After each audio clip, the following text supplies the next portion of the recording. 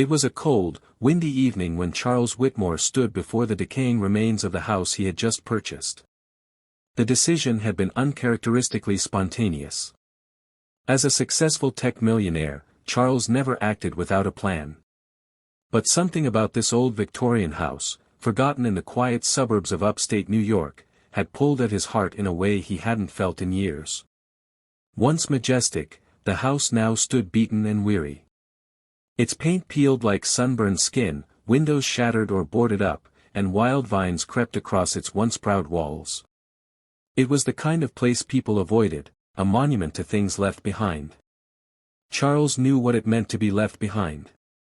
He'd grown up in the system, foster home to foster home, never belonging, never wanted. He survived by building walls and sharpening his mind.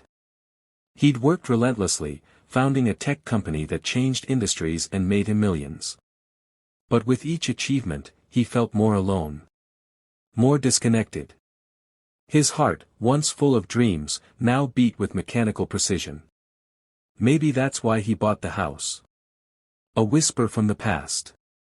A longing for something real. The rusted key turned with resistance. The door creaked open. Dust danced in the air like ghosts awakened. The smell of mold, wood rot, and forgotten memories hit him like a wave. The inside was worse than he'd imagined. Broken furniture, cracked walls, shattered glass. It wasn't just abandoned, it had been erased by time. Charles wandered through the halls, unsure what he was looking for. A project? Redemption? Meaning? And then he opened the last door at the end of the hall, and froze. In the far corner of the dimly lit room sat a girl. She was no more than 9. Curled into herself, arms wrapped around her knees, clothes dirty and torn. Her tangled hair half covered her face, and her wide eyes stared at him, not with surprise, but with a haunted stillness. She didn't scream. Didn't run. Just watched. Charles's voice was gentle. "Hey, it's okay. I'm not here to hurt you." Silence. He knelt a few feet away, careful not to startle her. "My name is Charles. What's yours?" No response. He waited. Minutes passed like hours.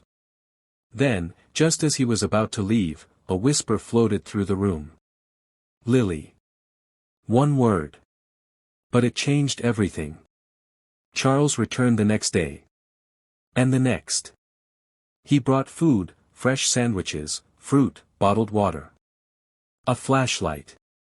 A warm blanket. He didn't ask questions. Didn't try to take her anywhere.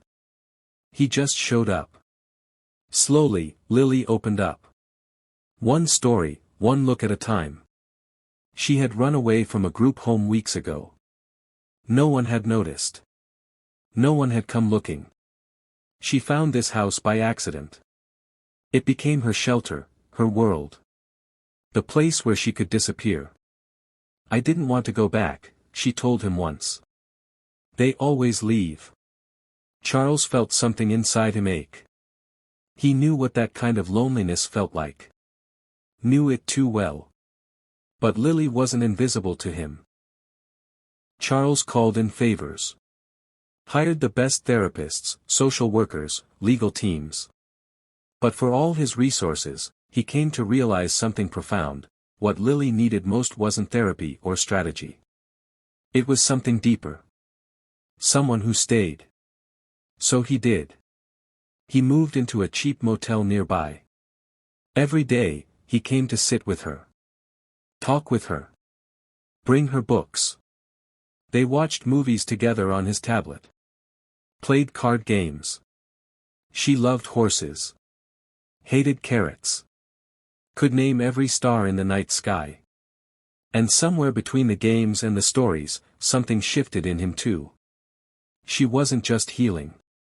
He was, too. Weeks passed. Then months. Eventually, Lily agreed to leave the abandoned house. She moved in with Charles temporarily, under the watch of child services. He had the means. But more importantly, he had the heart. One evening, while they sat watching fireflies from the porch of his newly renovated home, Lily turned to him. "Are you gonna leave too?" she asked. Charles put down his tea and looked her in the eyes. "No, sweetheart. I'm staying. For good." A year later, the house that had once been forgotten was now reborn, not as a shelter or museum, but a home. Their home. Charles officially adopted Lily that spring. The ceremony was simple. But the moment was everything. They filled their lives with laughter, shared memories, and love. The kind of love that isn't born from blood, but from choice. The kind that says, "I choose you. I see you. And I'm not going anywhere."